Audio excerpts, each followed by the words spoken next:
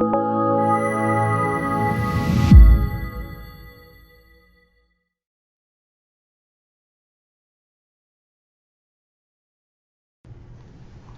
I'm Jacob Hornberger, founder and president of the Future of Freedom Foundation, and this is this week's issue of the Libertarian Angle, the show that brings you the libertarian perspective on what's going on in the world. And I'm joined, as I am every week, by Richard Ebeling, who teaches economics at the Citadel. Richard, good to see you again.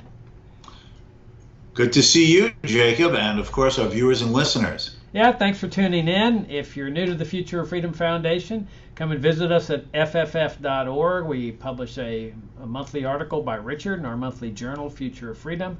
We also publish a daily blog by me, various articles by others.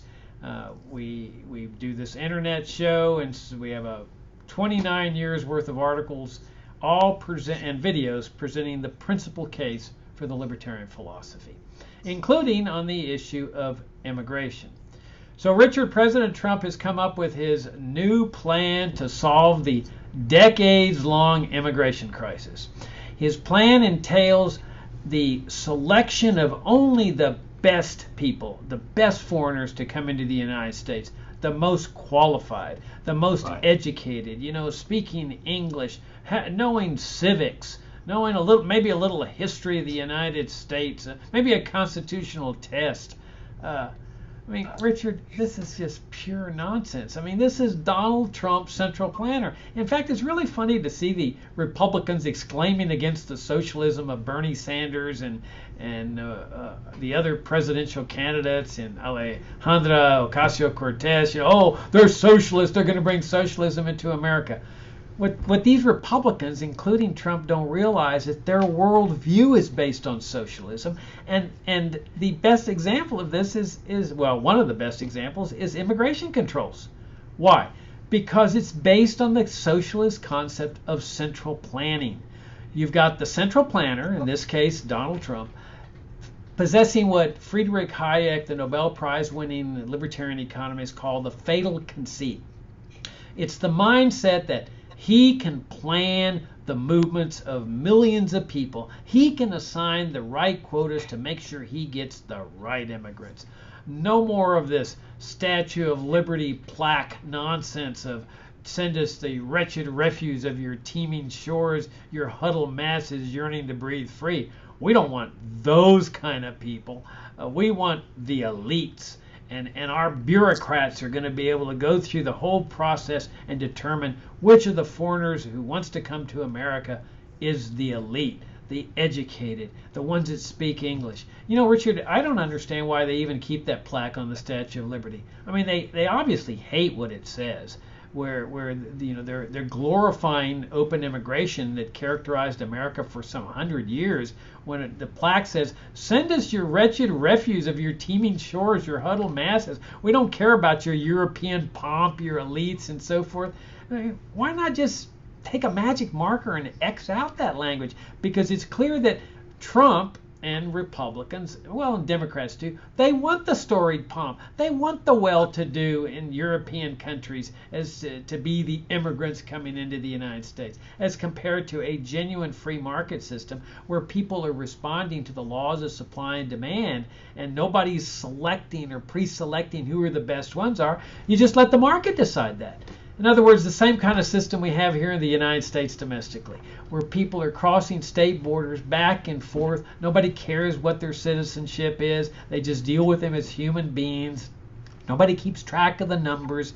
People are moving, investing, buying, selling, working, visiting. It doesn't matter, because the market is the regulator in all this. And that's really the only solution to this ongoing crisis. If anybody thinks that this central plan of Donald Trump, and that's what it is, it's a central plan, is going to finally end the decades-old immigration crisis, ongoing crisis, I got news for you. The crisis will continue. You can adopt his plan entirely, or you can adopt every modification of any Democrat or any mainstream media immigration planner. Adopt it all. Bring together the most brilliant people in the world and come up with this comprehensive immigration reform. The crisis will continue, because this is what socialism does. It produces what Ludwig von Mises called planned chaos, or continuous crisis. There's only one solution to this whole mess, Richard, and that's the free market. Our heritage of open immigration, open borders, free trade, no more trade wars either, no more sanctions, embargoes, just free movements of goods, services, and people. Not only is that system consistent with sound economic principles, it's consistent with sound moral and sound religious and sound ethical principles. What do you think? Wait, they let you travel outside of Virginia without a passport? It's I'm my going to have right. to somebody. Right, Richard. I'm going to have to talk to somebody in authority. This is dangerous. Let me sort of amplify some of the things you said, but from a slightly different direction. And I want to do so in the context of cliches. America is a land of immigrants. America is a melting pot of many different people. Now, cliches seem worn and repeated so often that everybody yawns, but the fact is they represent fundamental truths about this country. America is a land of immigrants. The U.S. Census Bureau estimates that between 1840 and 1914, the beginning of the First World War, out of 60 million people who left Europe to make homes and new starts in other parts of the world, out of that 60 million who left Europe, over 35 million came to the United States. What were their backgrounds? Were they the elite? Were they the educated? Were they the professionals? Well, of course, some were. Doctors, lawyers, trained professional mechanics and manufacturers. But the vast majority of these people were, quote, ordinary folks.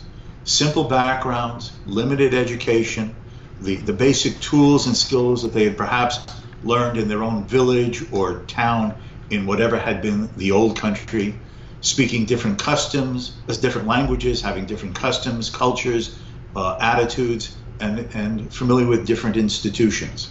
And they came rushing in to this country. They landed at the ports, most often in places like Boston or New York or Philadelphia, and then after being in these port cities for a while, proceeded to stream out and populate this country. First east of the Mississippi and then west of the Mississippi. Now, if most of us were to ask, where did our ancestors come from? It might be our grandparents or our great-grandparents or our great-great-grandparents. If we ask where they came from, they are people who came from those foreign lands.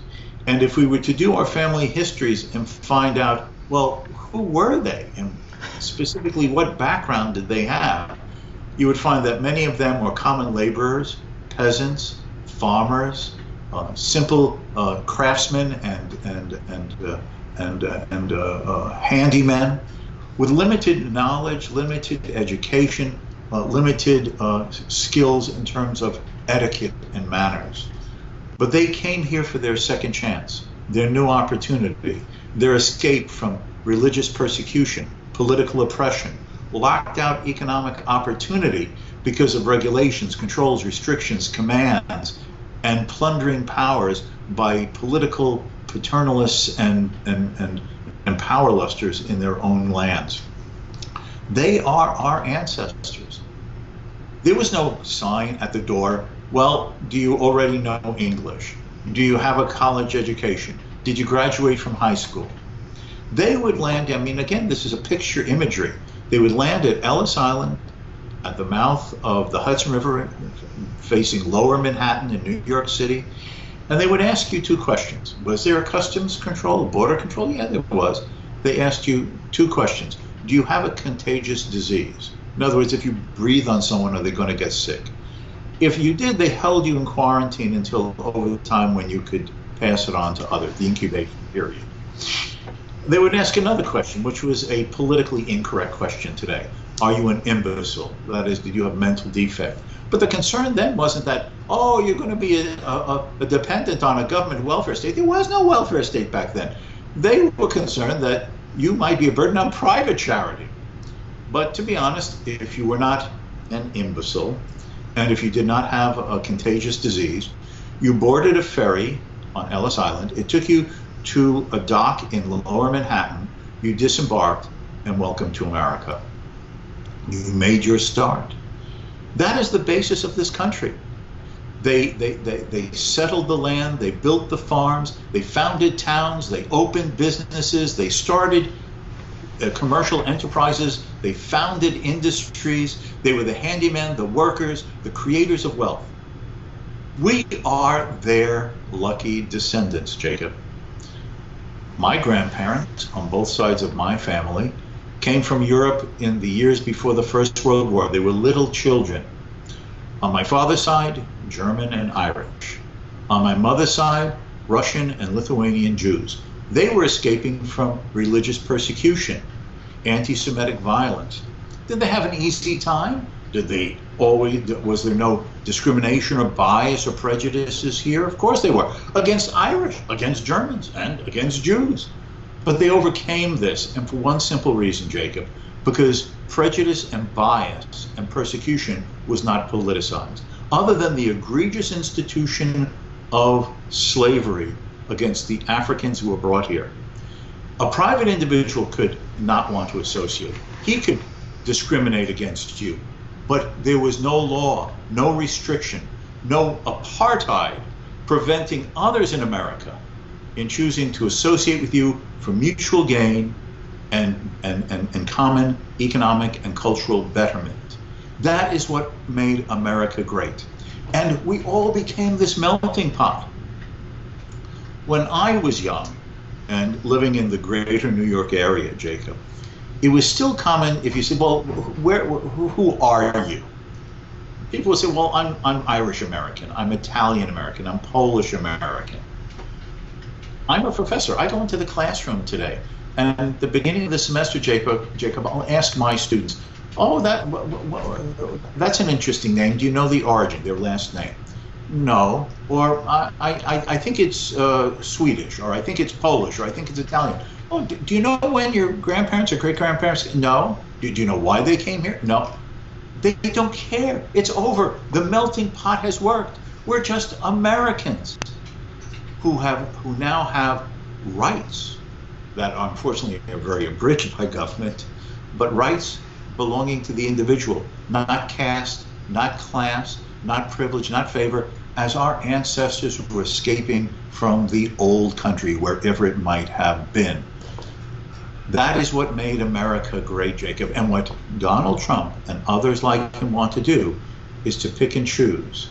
I again will ask the viewers and listeners, think of who your ancestors were and where they came from. And if you know what their personal backgrounds and level of education and skills and professionalism were, if Donald Trump's proposal had been in place back then, would they have been able to come to America?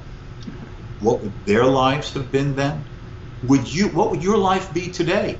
Would you even be alive today if your ancestors had not had an open door and the reality of that plaque on the Statue of Liberty? These are dangerous ideas that are forms of central planning and people control. It is inconsistent with the philosophy of freedom and would mean the end of much of what has made America, in the right and proper sense, both free and great. Yeah, you make a good point about private prejudice. I mean, there was, during the entire time of open immigration, which is our heritage as Americans, because that's what Americans had, a system of open immigration from the start of the country all the way up, really, for all practical purposes, through the early part of the 20th century.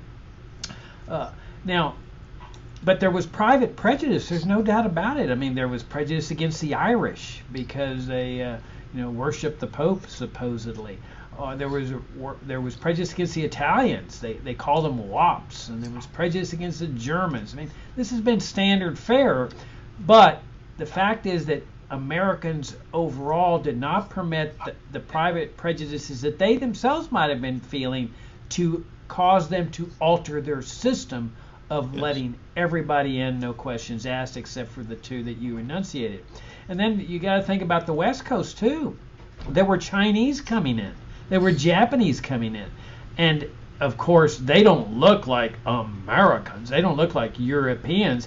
So the prejudice against them was manifest.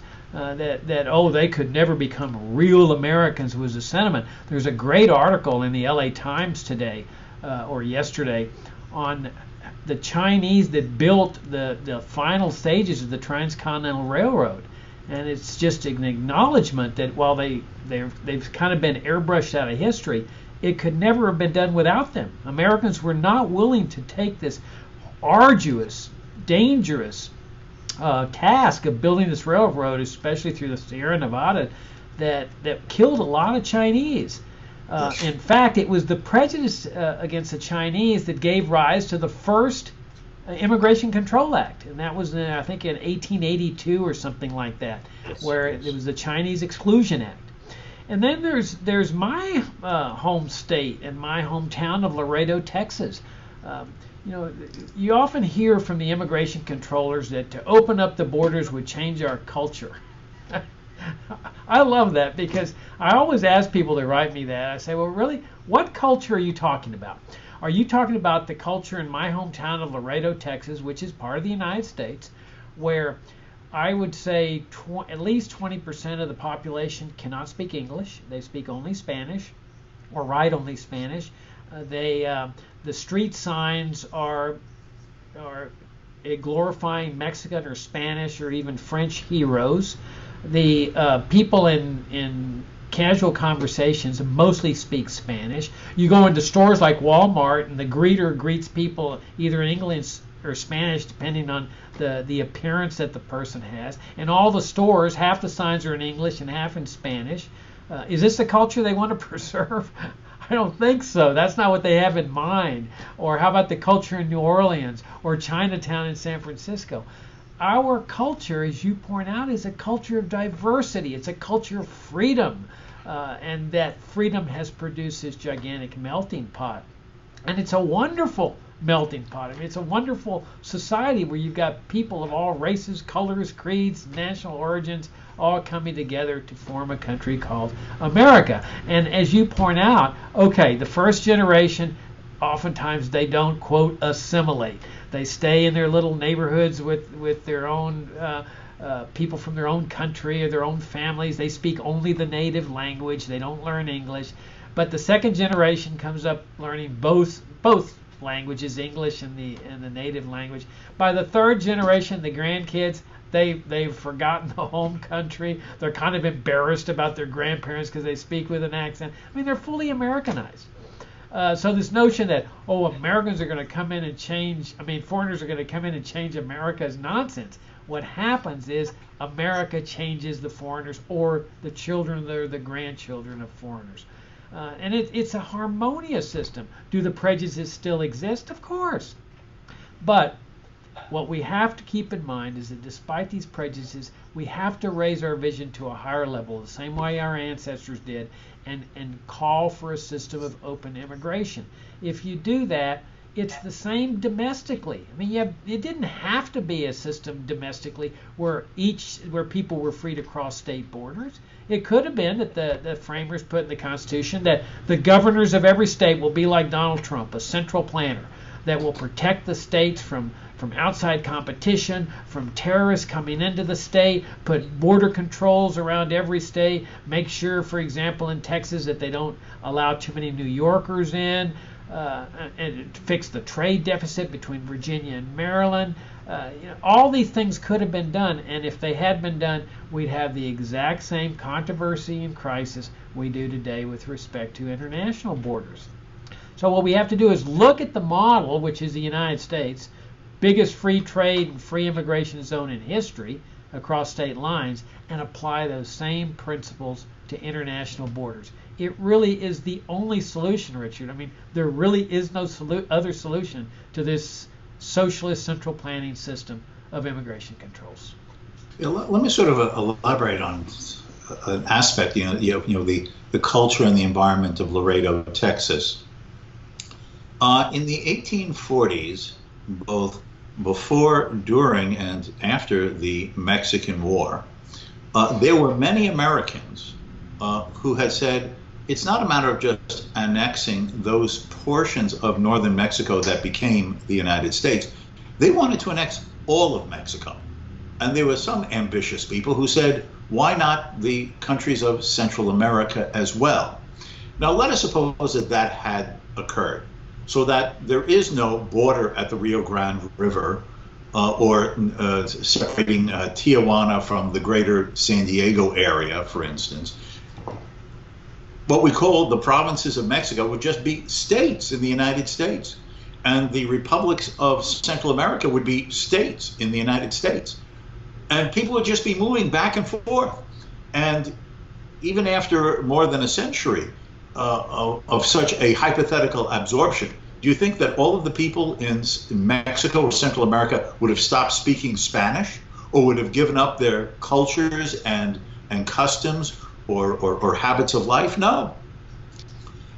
And they would have free movement to be competing for jobs and employment and housing and educational opportunities in Washington State, in Maine, in Minneapolis, in Florida, in Utah. What would be the problem?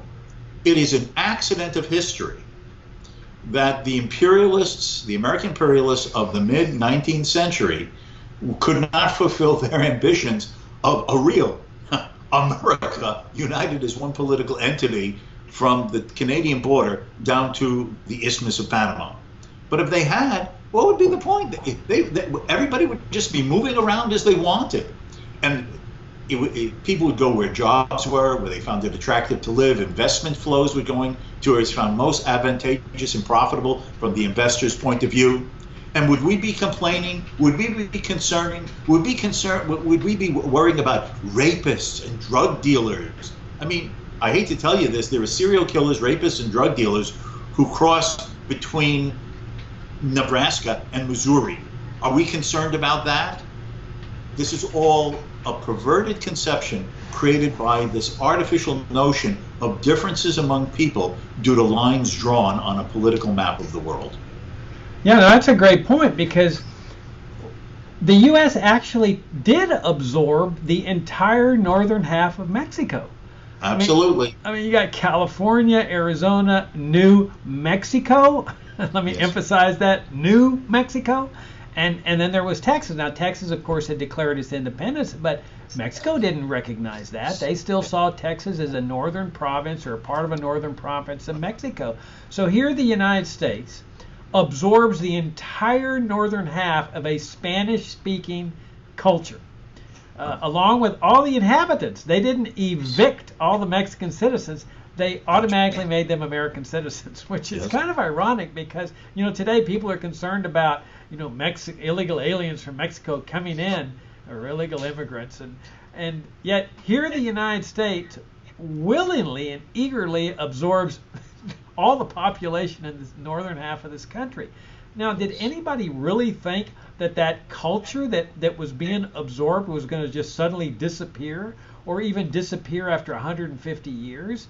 I mean, we call it San Francisco. There's also this big English-speaking crowd. We ought to speak English in America, Well, really? Then why do you say San Francisco instead of St. Francis? Why do people say Los Angeles or Los Angeles instead of the Angels? Or they certainly don't say I'm traveling to the Pass. They say I'm traveling to El Paso.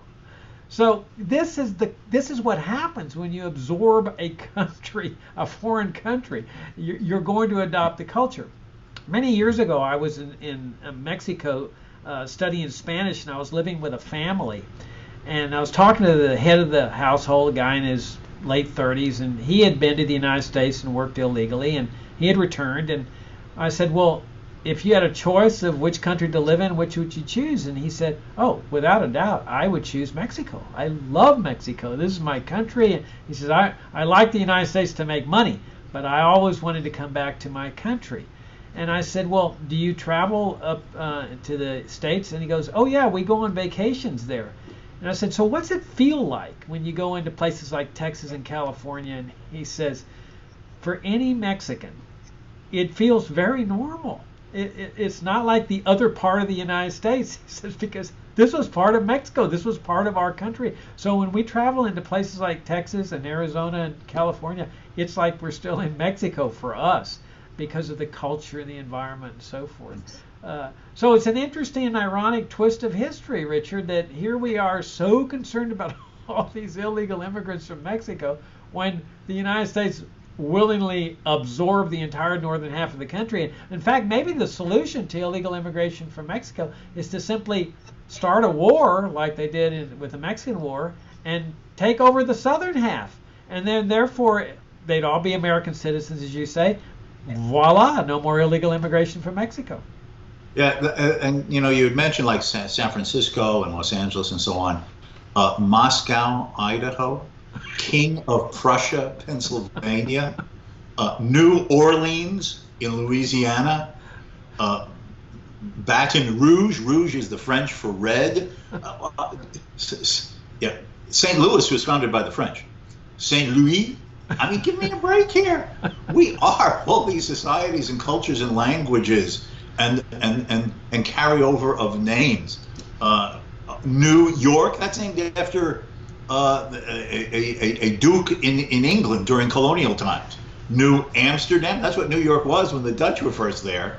So we have this myopic view that we look at America from today rather than the historical perspective of what has made it.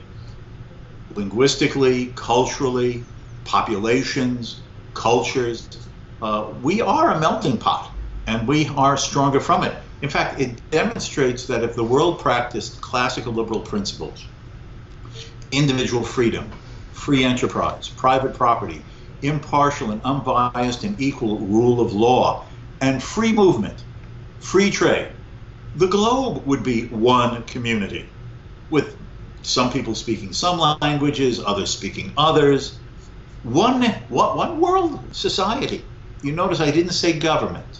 One world society. And that is what the ideal of free trade and free movement is. Because we are human beings who speak different languages, have grown up in different communities and cultures, but we're still human beings, each of whom can benefit from our fellow men through those principles of specialization, division of labor, and the invisible hand that Adam Smith taught us about 250 years ago. Yeah, and let me just emphasize that immigration and freedom of travel does not equal citizenship. Just because people come here doesn't necessarily mean they have to become American citizens. There's 1 million Americans plus living in Mexico. They're not assimilating. Many of them are not. They keep eating hamburgers. They keep speaking English. They hang out among themselves. They root for American sports teams. They retain their American citizenship. They pay taxes to the IRS. Who cares? I mean, it doesn't matter. Why should they be forced to become Mexican citizens just because they retired to Mexico? Why should any Mexican citizen be forced to become an American citizen? Just leave people free to move across borders, travel, trade, visit, whatever. If they want to apply for citizenship, fine. If they don't, that's fine too. Richard, we're out of time. Need to wrap it up. And enjoyed it as always, and look forward to talking to you next week. Until next week, think free. Try to live free. Hey, thanks for tuning in, and come and visit us at fff.org, and we'll see y'all next week.